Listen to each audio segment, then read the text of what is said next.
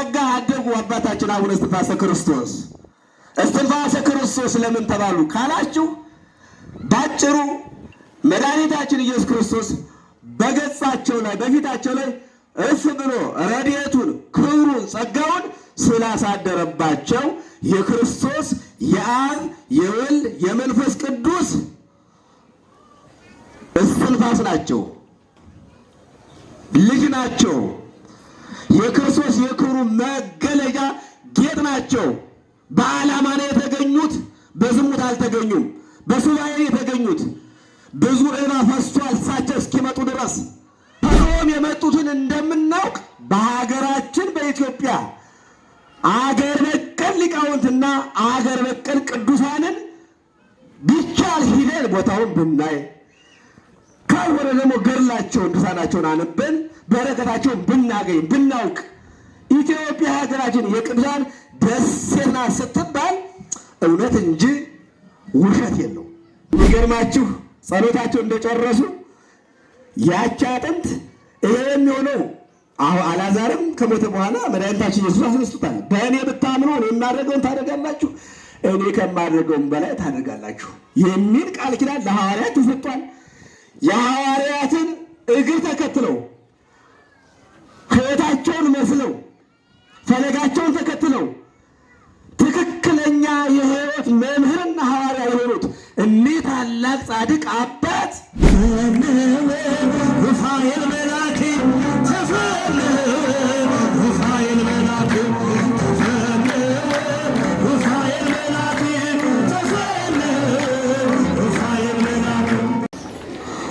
በስመ አብ ወወልድ ወመንፈስ ቅዱስ አሐዱ አምላክ አሜን። ክቡር አባታችን መላከ ሰላም ቆሞስ አባ ወልድ ሩፋኤል የዚህ ታሪካዊ ቤተክርስቲያን አስተዳዳሪ፣ ክቡር አባታችን ቀሲስ ዮናስ በምስራቅ ሸዋ ሀገረ ስብከት የብፁዕ አባታችን የአቡነ ጎርጎርዮስ ልዩ ልዑክ፣ ክቡር መምህራችን መምህር ወንጌለ፣ የደብሩ የስብከተ ወንጌል ክፍል ኃላፊ፣ ክቡራን ሰባክያን ወንድሞቼ፣ ሊቃውንተ ቤተ ክርስቲያን፣ ማኅበረ ካህናት፣ የደብሩ የሰንበት ትምህርት ቤት አባላት፣ የጻድቁ የአባታችን የእስትንፋሰ ክርስቶስን በረከት ሽታችሁ በእግዚአብሔር ቸርነት በቅድስናው አደባባይ የተሰበሰባችሁ አባቶች፣ እናቶች፣ ወንድሞች፣ እህቶች እንዲሁም ሕፃናት በገናናው በልዑል እግዚአብሔር ፍጹም ሰላምታ እንደምን አደራችሁ? እንደምን ሰነበታችሁ? እንደምን ቆያችሁ? ለዚህ ሰዓትና ለዚህች ዕለት በቸርነቱ በምሕረቱ አግዞ ያደረሰን የአባቶቻችን አምላክ ልዑል እግዚአብሔር ስሙ የተመሰገነ ይሁን።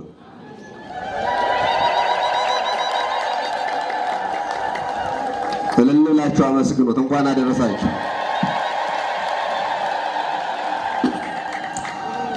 ሊቃውንተ ቤተ ክርስቲያን ከሌሊቱ 5 ተኩል ጀምረው ስብሐተ እግዚአብሔርን ሲያደርሱ አድረዋል። ለበረከት ጣዕመ ዝማሬውን አሁን በወደ ምሕረቱ አቅርበውልናል። የሰንበት ትምህርት የዘማሪያን ከሊቃውንት ስር እግር ስር ቁጭ ብለው የተማሩትን የልጅነት እድሜያቸውን፣ ጊዜያቸውን፣ ሕይወታቸውን፣ አንደበታቸውን ለፈጠራቸው ምስጋና የሚገባው ገንዘቡ የሆነ አምላክ ለዚህ አዘጋጅቷቸው እነሱም እንደ አባቶቻቸው አመስግነዋል። የጻድቁን ገናንነትና ክብር ቃል ኪዳን በማመን ክብር የሚገባቸው አባት ስለሆኑ የተሰበሰበን በሳቸው ምክንያት ስለሆነ ዝማሬ አቅርበዋል። ለሊቃውንቱም ለዘማሪያንም ቃላት ያሰማልን ብሏቸው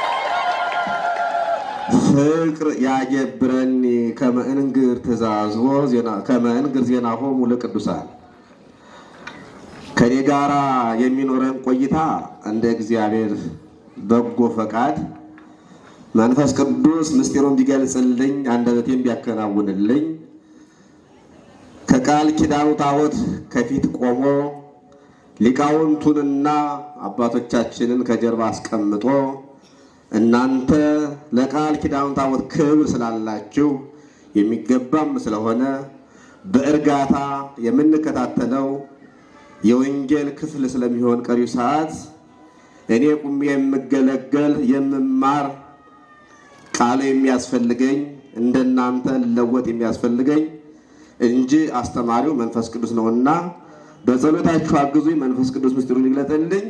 የትምህርታችን ርዕስ የሚሆነው ፍቅር ያገብረኒ ከመ እንግር ዜናሆሙ ለቅዱሳን ይላል። ይህንን ኃይለ ቃል ኢትዮጵያዊ ቄርሎስ የሚባለው የሃይማኖታችን ኮከብ አባ ጊዮርጊስ ዘጋስጫ በመጽሐፈ ምስጢር መቅድም ላይ የተናገሩት ነው። ይሰማችኋል? ብዙ አትቆዩም፣ አይዟችሁ። የቅዱሳንን ዜናቸውን እናገር ዘንድ ፍቅር ያስገድደኛል አለ። ምን ያስገድደኛል አለ? እናንተን አያስገድዳችሁም? ቃሉ እስኪ ተናገሩት። ፍቅር ያስገድደኛል በሉ እስኪ። የቅዱሳን ነገር ታሪካቸውን ለመናገር ፍቅር ያስገድደናል። የሃይማኖት ፍቅር ማለት ነው። ምንኛ መታደል ነው! የሕግ ሁሉ ፍጻሜ የሆነው ፍቅር አምላክን ከሰማየ ሰማያት ያወረደው በቤተልሔም እንዲወለድ ያደረገው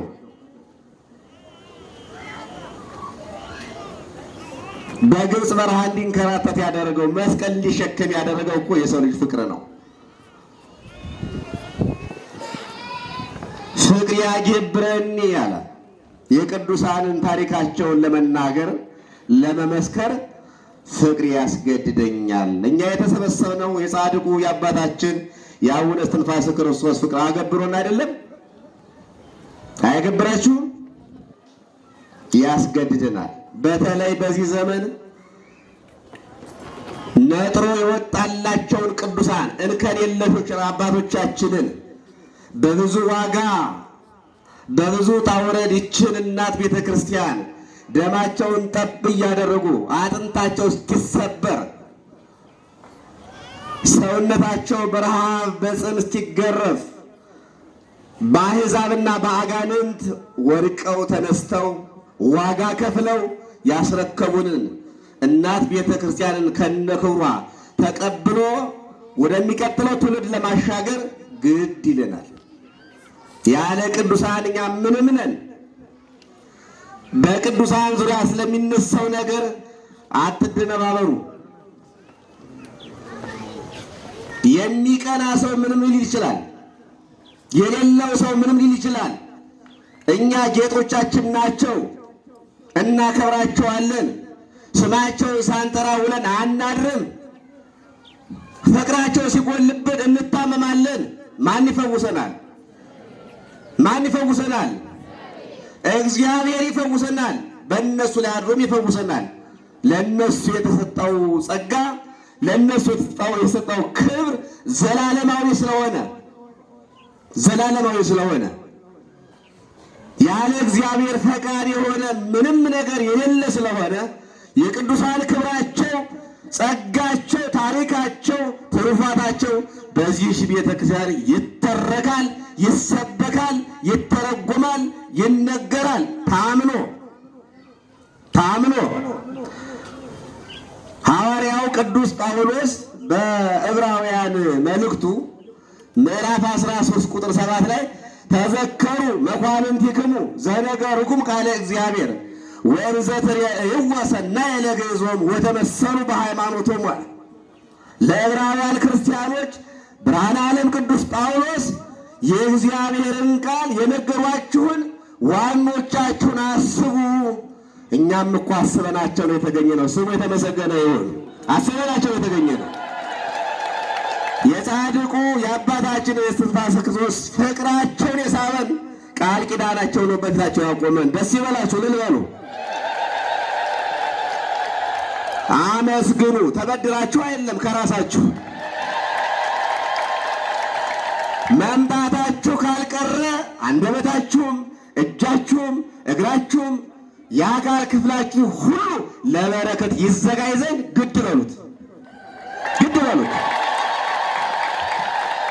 የእግዚአብሔርን ቃል የነገሯችሁን ዋኖቻችሁን አስቡ።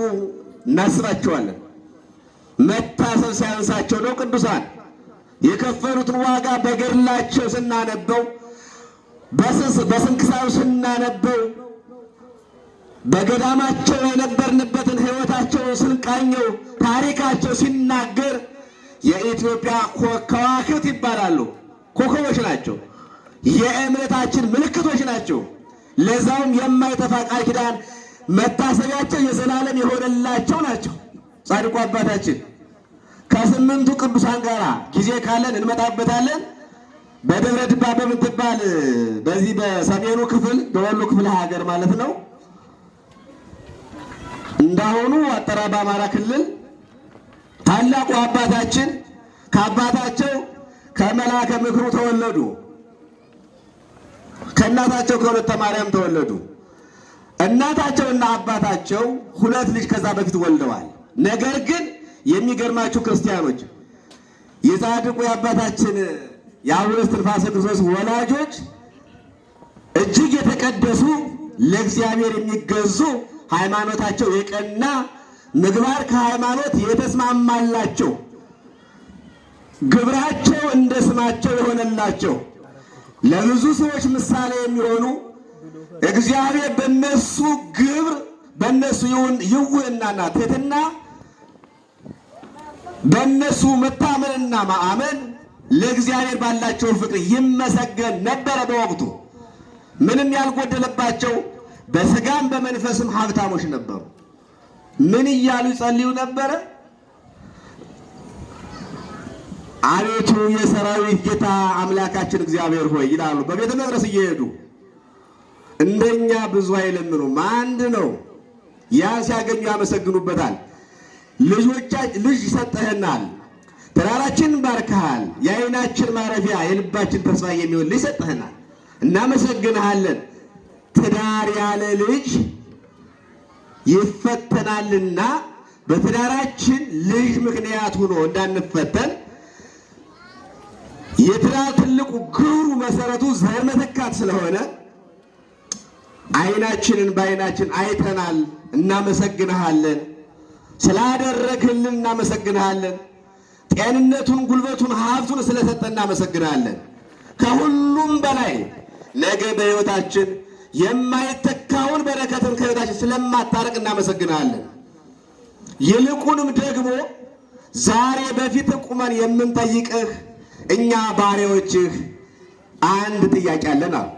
እሱ ጥያቄ ለቤተ መቅደስህ ገብቶ ማዕጠንት የሚያጥን ካህን ለአንተ ስም መጠሪያ የሚሆን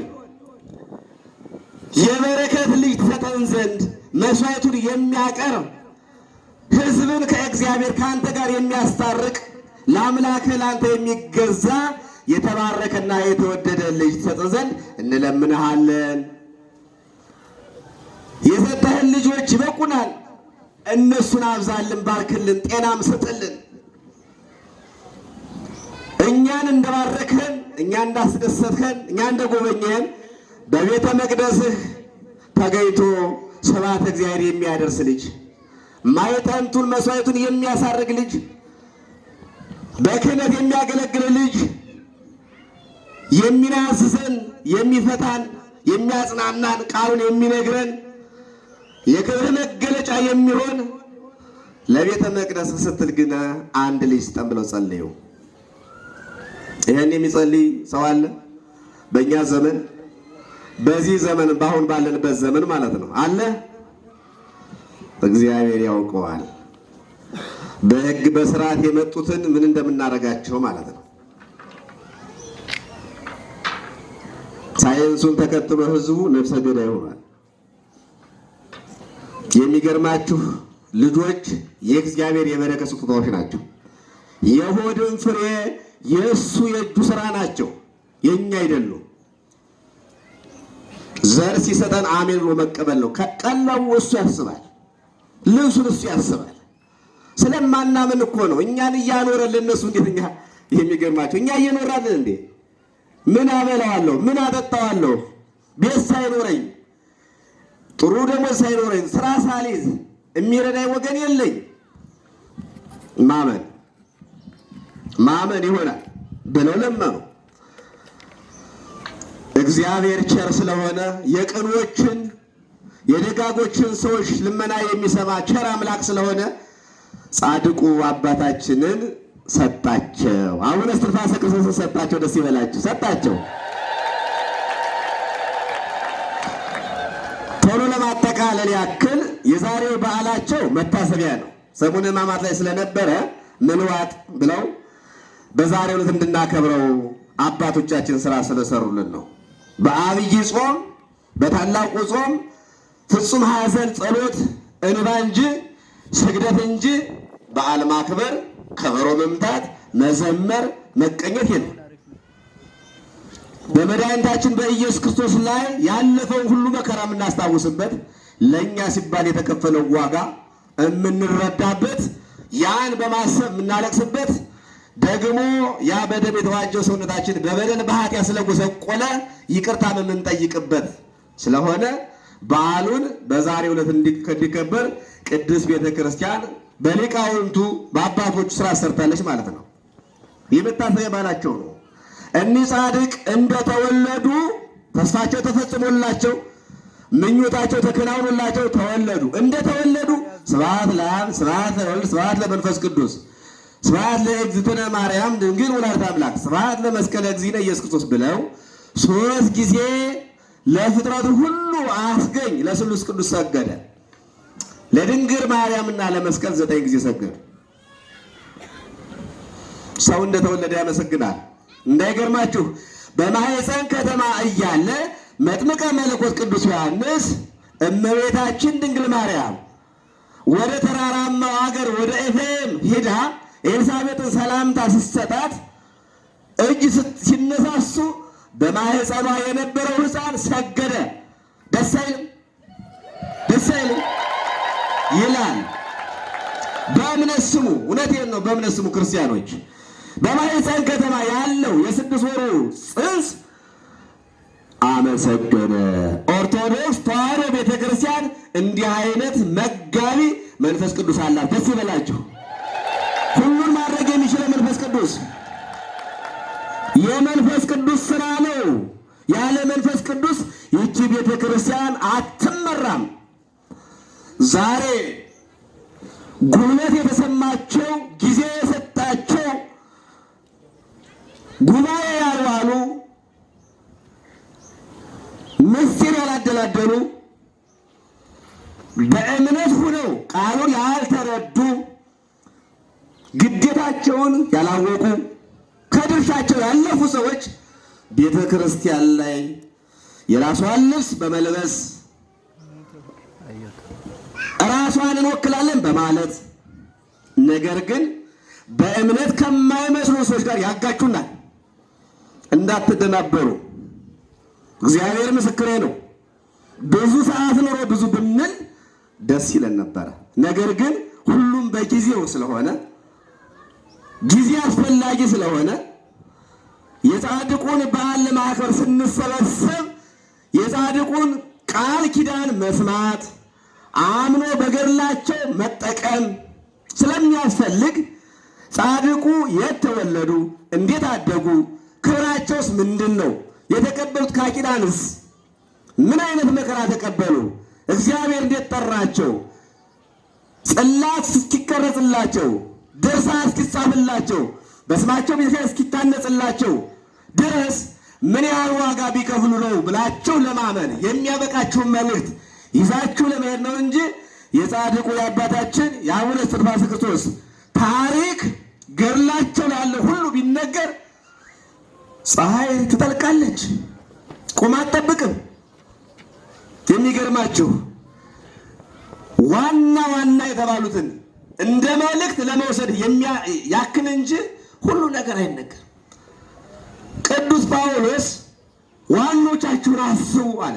አሁን ዋኖቻችንን የምንለይበት ዘመን ነው። ክርስቲያኖች ዋኖቻችሁን ለዩ፣ አባቶቻችሁን ለዩ፣ መምህራኖቻችሁን ለዩ፣ አገልጋዮችን ለዩ። ለዩ ማለት አርቁ፣ አሳዱ ማለት አይደለም። መርጣችሁ አይደለም፣ እንደተመቻችሁ አይደለም። ትክክለኛ መሆናቸውን ከንግግራቸው፣ ከኑሯቸው፣ ከሕይወታቸው፣ ከታሪካቸው፣ ካለባበሳቸው፣ ካመጋገባቸው እያቸው ግዴታ አለባችሁ። በጅምላም አትፈርጁ፣ በጅምላም አትጥሉ፣ በጅምላ አትውደዱ። ፈጽሞ ሰው አይጠላም፣ ሰው አትጥሉ። ከሕይወት አንጻር ግን ዋጋ የተከፈለበት እምነት ስለሆነ የዋኖስና የጠቦቶች የበጎች የፍየሎች ደም አይደለም የፈሰሰው። ይህች ቤተክርስቲያን በደመ ክርስቶስ ስትታነጽ እኔና እናንተ ደግሞ በደመ ክርስቶስ ተዋጅተናል። የራሳችን አይደለንም። የወደድነውን ማድረግ በራሳችን ላይ አንችልም። ከሕግ ከተጻፈው ከአንዲቱ ብንተላለፍ ሁሉን ፈጽመን ወንድማችንን ብንጠላ ተጠያቂ ነን። ጥላቻን አስወግዱ፣ ዘረኝነትን አስወግዱ። ቅዱሳንን ለመምሰል ክብራቸውን ለመካፈል የቃል ኪዳን ልጆች ለመሆን እነሱን ነው የምንመስለው። የኑሯቸው ፍሬ ምንድን ነበረ? ለእግዚአብሔር መገዛት፣ አጋንንትን መቃወም፣ ለመንግስቱ መቅናት፣ በጾም በጸሎት መወሰን፣ ለፈጣሪ መገዛት፣ ለዓለም ሁሉ ይቅርታ እንዲያገኝ መጸለይ፣ ሰውነታችን አሳልፈን ስለ ክርስትናችን የምንሰጥበት አክሊል የምንቀበልበት የምንሰየፍበት ጭምር እንጂ በልተን ጠጥተን ለብሰን ደምቀን አግብተን ወልደን ሰርተን ተለውጠን ተዝናንተን የምንኖርበት ሰዓት አይደለም። ክርስቲያኖች ልናስተውል ያስፈልጋል። ተናጋሪ ሞልቷል፣ ተርጓሚ ሞልቷል። ማንን እንደምንሰማ ልንቸገር እስከሚችል ድረስ በእውነት እሱ አይደለም። ይህች እናት ቤተ ክርስቲያን ቅርጿ አይቀየርም። መሰረቷም ጉልላቷም ክርስቶስ ስለሆነ ቅዱሳኖቿን አስውባ በክብር አስጊጣ እንዲህ ድርሳናቸውን ገድላቸውን እየመሰከረች አክብራቸው በዜማ ተቀኝታላቸው ትኖራለች ለዘላለም። ስሙ የተመሰገነ ይሁን። አደጉ፣ በጥበብ አደጉ፣ በጸጋ አደጉ አባታችን አቡነ እስትንፋሰ ክርስቶስ። እስትንፋሰ ክርስቶስ ለምን ተባሉ ካላችሁ ባጭሩ መድኃኒታችን ኢየሱስ ክርስቶስ በገጻቸው ላይ በፊታቸው ላይ እፍ ብሎ ረድኤቱን፣ ክብሩን፣ ጸጋውን ስላሳደረባቸው የክርስቶስ የአብ የወልድ የመንፈስ ቅዱስ እስትንፋስ ናቸው፣ ልጅ ናቸው። የክርስቶስ የክብሩ መገለጫ ጌጥ ናቸው። በዓላማ ነው የተገኙት፣ በዝሙት አልተገኙም። በሱባኤ የተገኙት ብዙ እንባ ፈሷል እሳቸው እስኪመጡ ድረስ። አንዳንድ ትዳሮች ዓለምን የሚያድንና የሚታደግ በጎ ሕሊና ያለው ወደ ቤተ መቅደሱ የሚገሰግስ ባለ ራእይ መስዋዕት የሚያቀርብ የቃል ኪዳን ልጅ ይወልዳሉ። አንዳንዶች ትውልድ፣ ዘር፣ ሀገር፣ ታሪክ የሚያጠፋ ደግሞ ይወልዳሉ። አራዊት እንደኛ አልከፉም እንጂ ክርስቲያኖች እንደኛ ቢከፉ ኑሮ እንሰበሰባለን። ባህሪያቸውን አልቀየሩም። ያሳያቸው አራዊት ሌላው ፍጥረት ባህሪን አልቀየርም። እኛን የቀየር ነው።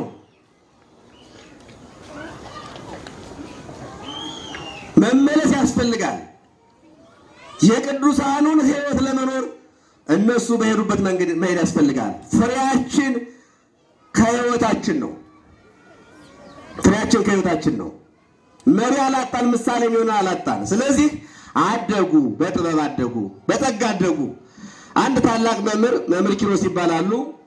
ለእሳቸው ፊደል ሐዋርያ እንዲማር ወላጆቻቸው ይወስዱና ይሰጧቸዋል ባደራ። እኒያም የተባረኩ መምህር የእግዚአብሔርን ቃል በትህትና በጥበብ አስተማሯቸው። የሐዋርያትን ሥራ፣ መልእክተ ጳውሎስን፣ መዝሙረ ዳዊትን በሙሉ ሐዲስ ኪዳን ትርጓሜውን ተማሩ፣ አወቁ፣ ጠለቀቁ።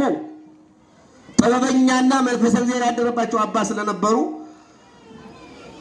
ዲቁና አቡነ ማርቆስ ከሚባሉ ደግ አባት ተቀበሉ። አቡነ ኢየሱዋ ገዳም ሄደው የምንኩስና ማዕረግን ተቀበሉ። በልጅነታቸው እኮ ያሳያቸው። የልጅነት ዕድሜ በዝሙት ማሳለፍ አይገባም። በበደል በኃጢአት ደም በማፍሰስ ጫት በማበየክ ከብት የማይበላውን ቅጠል በመብላት ማሳለፍ አይገባም። ለሰውነታችሁ ዘኑለት። ሰውነታችን ዋጋ ተከፍሎበታል። በጥበብና በጸጋ ያደጉ አባታችን ደስ አይልም? ክርስቲያኖች ወላጆቻቸው ከእግዚአብሔር ለመቀበል በሱባኤ ገብተው የጸለዩላቸው በሱባኤ የተገኙ አባት ከአንድ ደግና አባትና እናት ተገኝተው ለእኛ ተረፉን፣ ለሀገራችን ለኢትዮጵያ ተረፉን። ቃል ኪዳናቸው ደስ አይልም? ክርስቲያኖች እግዚአብሔር እስኪያመስግኑት የምንኩስና ማዕረግን ተቀበሉና ወደ ደብረ አስጋጅ የሚባል ታችኛው ደብር ላይ ሄዱ። የመነኮሳት አባት የገዳማት ሁሉ አለቃ የኢትዮጵያ ሊቀ ጳጳስ የነበሩ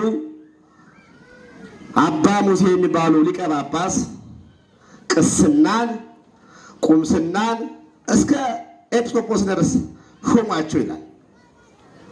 ታላቅ አባት ናቸው። ሕይወታቸውን እንዴት አሳለፉ ብለን ስናስብ በባህር ላይ አባይ ገብተው 9 ዓመት ለኛ ጸልየዋል። ለኢትዮጵያ እኛ ሳንፈጠር ይቺ ሀገር ክብሯን ታሪኳን ጠብቃ ለትውልዱ የተመቸች ሁና ስብሐተ እግዚአብሔር የማይታጎልባት ሀገር እንድትሆን 9 ዓመት እንደ ጻድቁ እንደ አባታችን እንደ አቡነ ገብረ መንፈስ ቅዱስ እንደ ጻድቁ እንደ አባታችን እንደ አቡነ ተክለ ሃይማኖት በብዙ መከራ በብዙ ጻማ በብዙ ገድላት ሕይወታቸውን ሁሉ ገፉ። 9 ዓመት ይቻላል? እኛ እንችላለን? አንችልም። ሁሉን የሚያስችል አምላክ አስቻላቸው። ጥንቱን መርጧቸዋል። ማደሪያ አድርጓቸዋል። የፍቅሩ መገለጫ አድርጓቸዋል። ለአገልግሎት ሲወጡ ሲወርዱ ባህር ያገኛሉ። አማትበው በስቻገራሉ። እሳቸው ለጸሎት ሲነሱ ሲያማትቡ በስመ ሥላሴ በስመ አብ ወወልድ ወመንፈስ ቅዱስ አሐዱ አምላክ አሜን ሲሉ አጋንንት እንደ ትቢያ ይበናሉ፣ እንደ ቅጠል ይረግፋሉ። የጻድቁ ፊት መቆም አይችሉም አጋንንት። ቃል ኪዳናቸውን መጨረሻ ሰምታችሁ ከሆነ ገድሉ ላይ ካልሆነ ዛሬ ባለ ደቂቃ ነግራችኋለሁ። ቃል ኪዳናቸው እንደው እንኳን ክርስቲያን ሆንሁ ያስብላል፣ እንኳን ሰው ሁሉ ያስብላል። ክርስቲያን መሆን ተውት፣ እንኳን ሰው ሁሉ የተፈጠሩ ያስብላል። የተሰጣቸው ቃል ኪዳን እንዲህ እያደረጉ አብይ ጾምን ጀምሮ ሱባኤ ገብቶ እስኪወጣ ድረስ ያለምንም እህልዋ በስብሐተ እግዚአብሔር 150ውን ዳዊት በቃላቸው እየደገሙ ነፍሳቸው ክርስቶስን ተርባ በእግዚአብሔር ምስጋና ሰውነታቸው ተሸንፎ ተማርኮ የዚህን አሰቃይ የሆነውን አድካሚ የሆነውን መከራ የሆነውን አሰልች የሆነውን የሥጋ ፈቃዳት ሁሉ ጠቅለው ሥጋን ከነምኞቱ ግደሉት። ቅዱስ ጳውሎስ ሥጋን ከነምኞቱ ምን በሉት? ግደሉት። እጃችሁን ቁረጡ ማለት አይደለም፣ ለፈቃደ እግዚአብሔር አስገዙት ማለት ነው። ስገዱ፣ ጹሙ፣ ጸልዩ ስትባሉ ነፍሳችን ትለመለማለች፣ ነፍሳችን ትረካለች፣ ነፍሳችን ከፈጣሪዋ ትገናኛለች። እርቦን ምግብ በልተን ስንጠግብ ረሃባችን እንዲጠፋ ድካማችን እንዲወገድ ሁሉ ቃለ እግዚአብሔር ስንሰማ ጸሎት ስንጸልይ እግዚአብሔር ስንቆም የሃይማኖት ስራ ስንሰራ ነፍሳችን ያ የደከመውን ሥጋ ምግቡ ኃይል እንደሆነው ድካሙን እንደወሰደለት ሁሉ ነፍሳችን ይሄን ያህል ጉልበት ታገኛለች። አባታችን እንደዚህ ነበር ህይወታቸው። ብዙ ቅዱሳን ይከተሏቸው ነበር። ብዙ ታሪክ ሰርተዋል። ለአገልግሎት ሲወጡ ሲወርዱ ከአንድ መንፈሳዊ ልጃቸው ደቀ መዛሙርታቸው ጋር አጽም ያገኛሉ። መንገድ ላይ ሰው ሞቶ ማለት ነው። መቼም ሽፍታ ታውቃላችሁ አይደል? አለው ብሎ ይመተዋል። ያን አጽም ወደ አምላካቸው ወደ ፈጣሪያቸው በእምነት ለሚያምን ሁሉ ይቻለዋል የሚለውን የወንጌሉ ቃል ስለሚያምኑ የእምነት የማመን ችግር ስለሌለባቸው ሁሉን ወደሚያደርገው በሁሉ ነገር ላይ ኃይል ወዳለው ወደ ሁሉ ፈጣሪ ጮሁ፣ አለቀሱ። ይህች ነፍስ ይህች አጥንት ነፍስ ከስጋ ተለይታ ነው። ስጋው ረግፎ ነው፣ ደሙ ፈሶ ነው። ስለዚህ ኃጥእ ትሁን ጻድቅ ትሁን እማውቀው ነገር የለም። ጌታዬ ሆይ አምላኬ ሆይ በድላህ ጣዖት አምልካ ዝሙት ፈጽማ ማጅራት መታ ከሕግህ ከፍቅርህ ተላልፋ ከሆነ ንስሐ ትገባ ዘንድ እንድትምራት አንተ የሞትህላት ነፍስ ስለሆነች ነፍሷን መልስልኝ። አምና ተጠምቃ ልጅነት አግኝታ ንስሐ ገብታ ሥጋው ደሙ ተቀብላም ከሆነ የኃይልህና የክብርህ የማዳንህን ኃይል ግለጥ እናሳየኛል።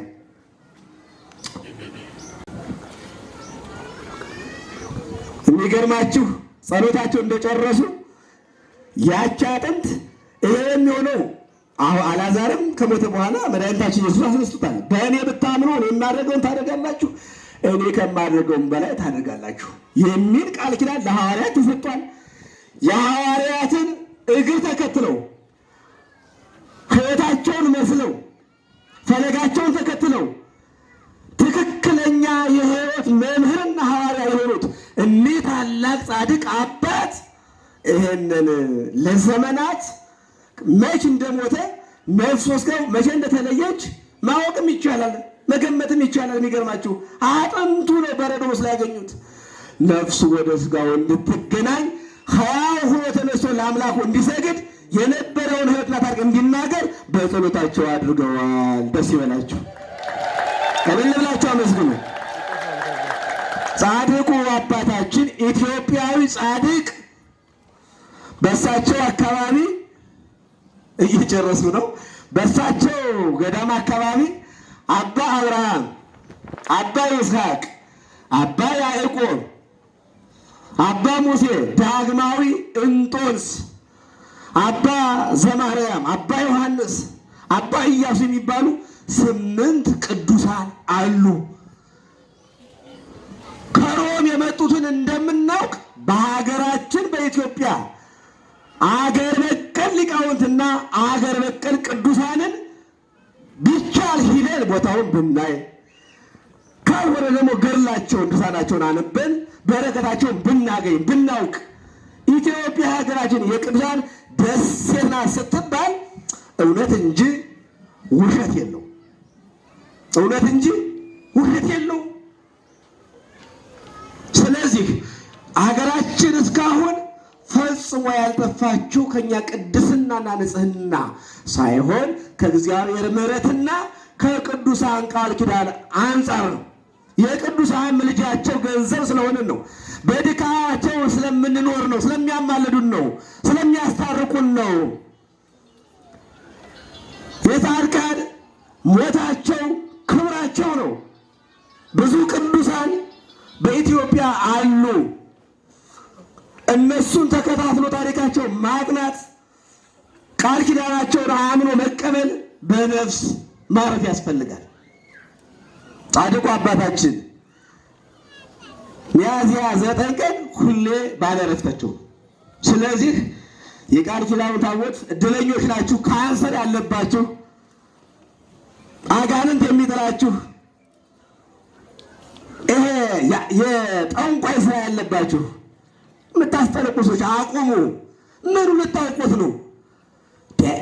ከዘላለም ሞት በደሙ ክርስቶስ ገዛችሁ። ምኑ ልታውቁት ነው? ታውቆላችኋል፣ ተገልጦላችኋል። ክርስቶስ እኮ እሱ በከፈለው ዋጋ ሰውነት ላይ ሌላ ነገር አትጨምሩበት። ይሄ መረገም ነው፣ አለመታደል ነው። የሚገርማችሁ ጠዋት እዚህ አስቀድሰው ኪዳን ደርሰው ሌላ ቦታ ደግሞ ይሄዳሉ። እንደዛ እንዳትሆኑ፣ መልካችሁን አትቀያየሩ፣ ጠባያችሁን አትለውጡ። ከማስመሰል ከመመላለስ ተመለሱ። እንመለስ፣ እኛንም ጨምሮ። በእኛ እየጸና ተቸግረናል። ችግሩ በእኛ እየባሰ እየከፋ ግራ መጋባቱ ጸንቶ አለመቆሙ እንደ ቀደሙ አባቶች ከነክብሩ የሐዋርያትን ፈለግ የሚከተል አባት አሁን ያስፈልገናል።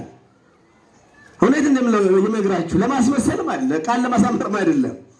ስለዚህ በየዓመቱ ሚያዝያ 9 በዓላቸው ይታሰባል። ቃል ኪዳናቸው እስከ ብሔረ ሕያዋን ሄደው ከቅዱሳን ጋር የተቀበሉ ቃል ኪዳን አለ። ዝክራቸውን የዘከረ መታሰቢያቸውን ያደረገ ቤተክርስቲያን ያሳነጸ በዓላቸው በሚከብርበት ዕለት ዝክር የዘከረ የተራበ የተጠማ ያበላ ያጠጣ ጧፉን፣ ዕጣኑን፣ ዘይቡን፣ ሻማውን፣ አልባሳቱን ንዋየ ቅድሳትን ያመጣ ሁሉ ኃጢአቱ ይሰረይለታል። ደስ አይልም? ደስ አይልም? ደስ ይላል። ካንሰር ላለባቸው ሰዎች ፍቱን መድኃኒት ናቸው። የወሬ ካንሰርም ካለባችሁ እሳቸው ጋር፣ የሐሜትም ካለባችሁ ነው። ስጋዊ ደዌ ብዙ ነው፣ አይዘረዘርም። ከፀጉራችን በላይ በሽታ አለብን። ያ ነው ለጸሎታችን ምላሽ እንዳናገኝ ያደረገን ክርስቲያኖች። ስለማንግባባ መላስ እንጂ ልብ አይምሮ ስለሌለን እግዚአብሔር ስለማንፈራ ፍቅር ስለሌለን ሀገራችን በሕፃናትና በእናቶች እንባና ደም ትታጠባለች። አረጋውያን ወጥተው ይቀራሉ። ቀባሪ የለም። የአሞራ ሲሳይ ሆነናል። ከክብር ተዋርደናል። ሰላም አጥተናል። የአባታችን የጻድቁ የእስትንፋሰ ክርስቶስ አምላከ እስትንፋሰ ክርስቶስ በገባላቸው ቃል ኪዳን መሰረት የሀገራችንን በሽታ የወገኖቻችንን መከራ ያለውን አለመግባባት እንዲያስወግድልን ቅዱስ ፈቃዱ ይሁንልን። ፍቅር ያጀብረኒ ከመ ንግር ዜናሆሙ ለቅዱሳን። ወስብሐት ለእግዚአብሔር።